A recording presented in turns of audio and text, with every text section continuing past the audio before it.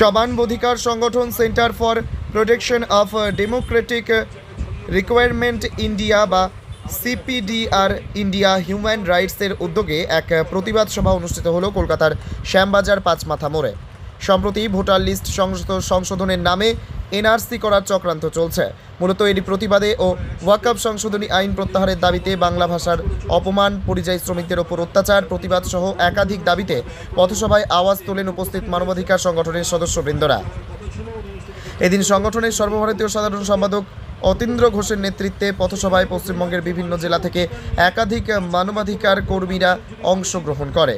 পাশাপাশি সমাজের ট্রান্সজেন্ডার যারা মানবাধিকার সংগঠনের সাথে যুক্ত তাদেরকেও মঞ্চে সম্মানিত করা হয়। এদিনের প্রতিবাদ সভায় উপস্থিত ছিলেন সংগঠনের মহিলা সভানেত্রী শেলি মুখার্জি, আশিস কিশোর, অশোক শর্মা, পিকু সাহা, গীতাঞ্জলি মুখার্জি, প্রসেনজিৎ সাহা, নিবিড় মজুমদার, অরবিন্দ মরিয়া, ডক্টর অরবিন্দ সরকার, সুনীল সাহা, প্রদীপ তপাদার, বিলকিস বিবি সহ বহু মানবাধিকার সদস্য ও কর্মীরা। আগামী দিনেও মানুষের সেবায় সিপিডিআর ইন্ডিয়া হিউম্যান রাইট কাজ করে চলবে, এমনটাই জানালেন সংগঠনের সর্বভারতীয় সাধারণ সম্পাদক অতীন্দ্র ঘোষ। নেতাদের চুজ করছে, তারা নেতাজিকে আতঙ্কবাদী বলছে, তারা ক্ষুদিরামকে আতঙ্কবাদী বলছে, তারা ভগৎ সিংকে আতঙ্কবাদী বলছে। কারণ তারা ইংরেজদের বিরুদ্ধে দেশকে স্বাধীন করেছে।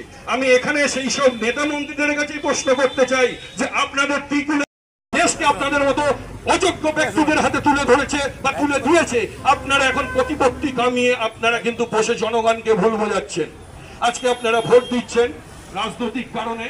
আমাদের গণতান্ত্রিক অধিকার, সেই অধিকার যেন ক্ষুণ্ণ না হয়।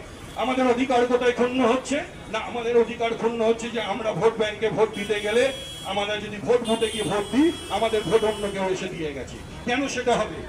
আমাদের সাংবিধানিক যে